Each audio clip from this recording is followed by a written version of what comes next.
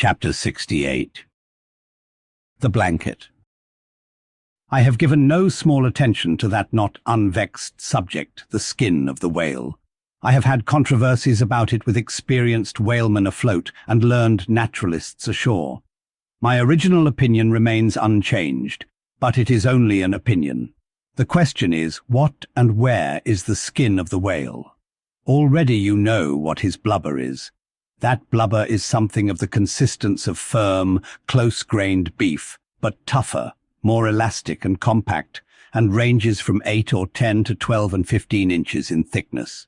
Now, however preposterous it may at first seem to talk of any creature's skin as being of that sort of consistence and thickness, yet in point of fact these are no arguments against such a presumption, because you cannot raise any other dense enveloping layer from the whale's body but that same blubber. And the outermost enveloping layer of any animal, if reasonably dense, what can that be but the skin? True, from the unmarred dead body of the whale, you may scrape off with your hand an infinitely thin, transparent substance, somewhat resembling the thinnest shreds of isinglass, only it is almost as flexible and soft as satin, that is, previous to being dried, when it not only contracts and thickens, but becomes rather hard and brittle. I have several such dried bits, which I use for marks in my whale books. It is transparent, as I said before, and being laid upon the printed page, I have sometimes pleased myself with fancying it exerted a magnifying influence. At any rate, it is pleasant to read about whales through their own spectacles, as you may say. But what I am driving at here is this. That same infinitely thin isinglass substance which, I admit, invests the entire body of the whale is not so much to be regarded as the skin of the creature as the skin of the skin, so to speak. For it was simply ridiculous to say that the proper skin of the tremendous whale is thinner and more tender than the skin of a newborn child, but no more of this. Assuming the blubber to be the skin of the whale, then when this skin, as in the case of a very large sperm whale, will yield the bulk of 100 barrels of oil, and when it is considered that, in quantity, or rather weight, that oil, in its expressed state, is only 3/4 and not the entire substance of the coat, some idea may hence be had of the enormousness of that animated mass, a mere part of whose mere integument yields such a lake of liquid as that. Reckoning 10 barrels to the ton, you have 10 tons for the net weight of only 3/4 of the stuff of the whale's skin.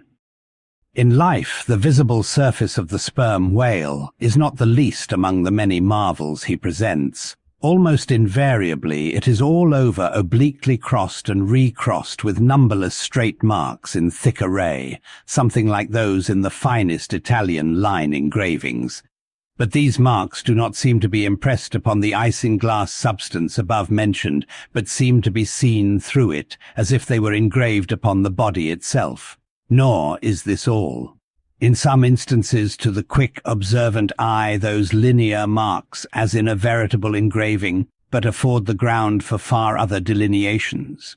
These are hieroglyphical. That is, if you call those mysterious ciphers on the walls of pyramids hieroglyphics, then that is the proper word to use in the present connection.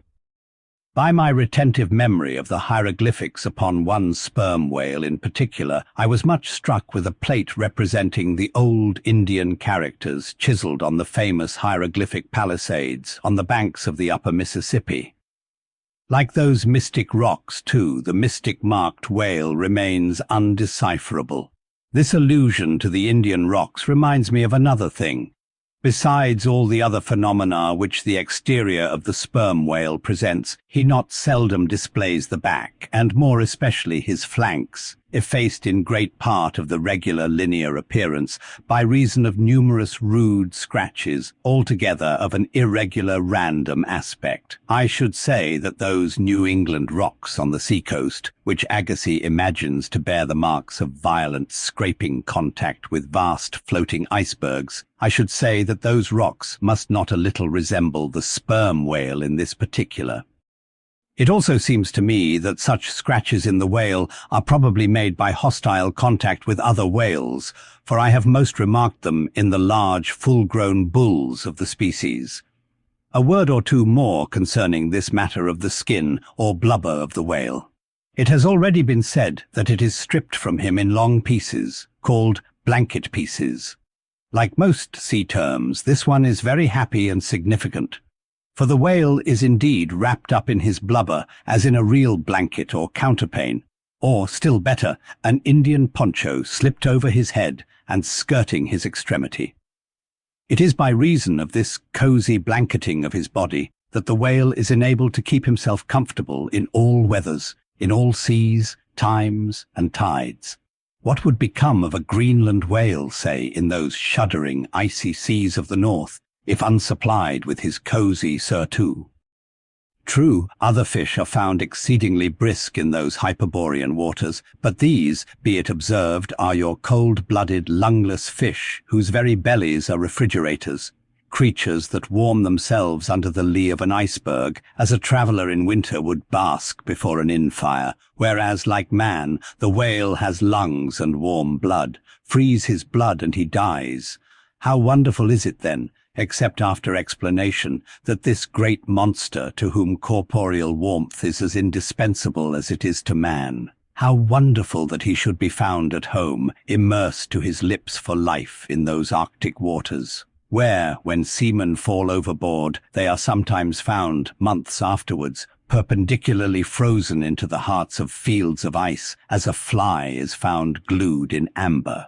But more surprising is it to know, as has been proved by experiment, that the blood of a polar whale is warmer than that of a Borneo Negro in summer.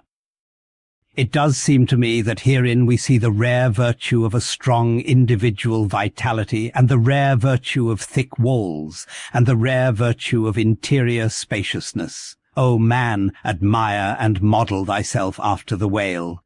Do thou too remain warm among ice.